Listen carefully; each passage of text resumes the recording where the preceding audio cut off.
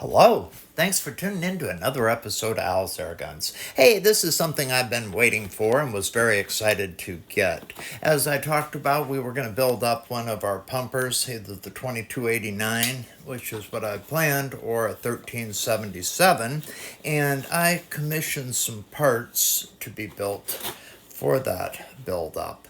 The gentleman that I've dealt with for many years now, I guess about 15, for custom parts is actually a machinist. He makes a lot of it to order.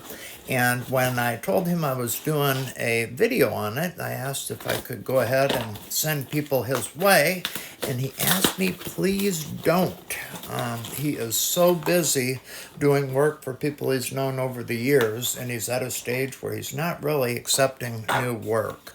So I do have a couple of thoughts on how we might source some of these products or some very similar to them, and we'll share that in the future.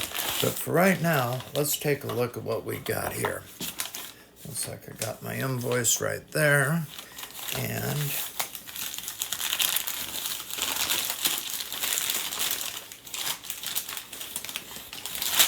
okay, we got some newsprint.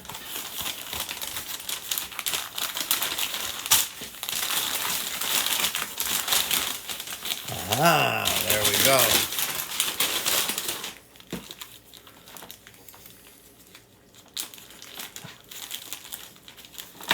One of the things I had him build for me was an extended bolt. Push these a little further into the breech, and what I like about these extended bolts is they do have a pretty good taper right up here, and then more of a, get that up there, do have something similar to the factory bolt right there, and then a fairly thin part to actually almost needle-like part to go ahead and force it further into the breech. This one is brass with just his standard brass handle, although he does offer all kinds of custom handles too, custom bolt handles. Another thing I asked him to build for me was an adjustable flat piston, and one of his flat valves. Now, we'll talk a little more about performance of these when we actually put them in the gun. Got an extra hammer spring for him because I lost one the other day. Got some extra O-rings for that, as well as an additional transfer port that I needed, more O-rings. And as I said before, if I'm building any pumpers that I intend to do a lot of shooting above 10 pumps with, I always replace that roll pin with some kind of solid pin. These are simply a shaft with circle clips on the end of them. I found these work great. They're relatively inexpensive. I know some people are using acorn nuts and that kind of thing too. All of those solutions are good. This is one I'd worked with before, so I went ahead and ordered a couple more of these. The valve we'll go ahead and take a look at in depth later. Well, I am super excited about getting the new flathead piston installed. You know, this one is adjustable.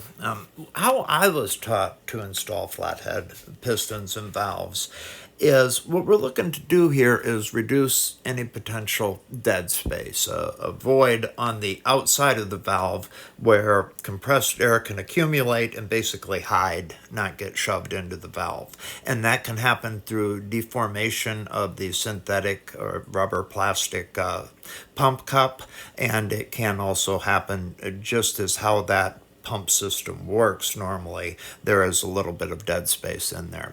So with the flat piston and valve, the intention is to lock that down tight so that there is no dead space between the two of them.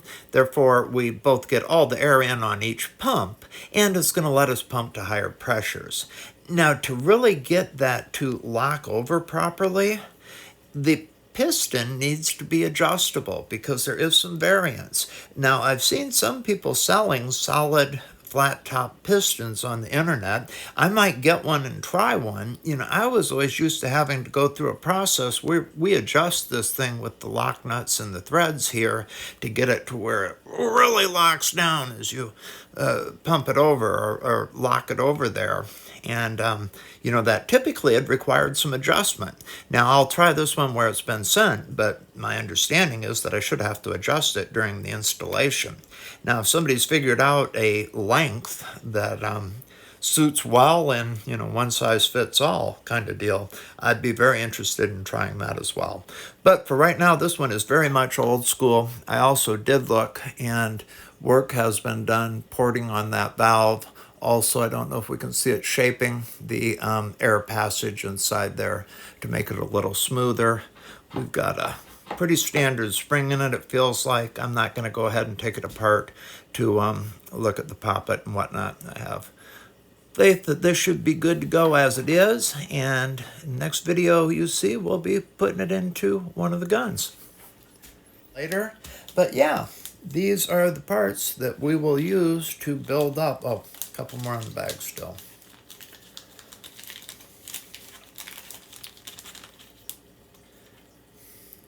Also wanted a hammer guide, and it looks like he also sent me an additional O-ring for the bolt.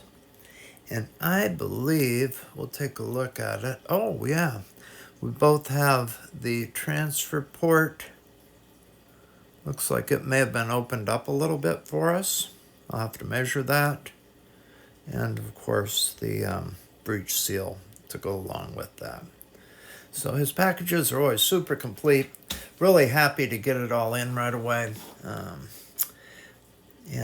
Yeah, we'll do another video on the installation.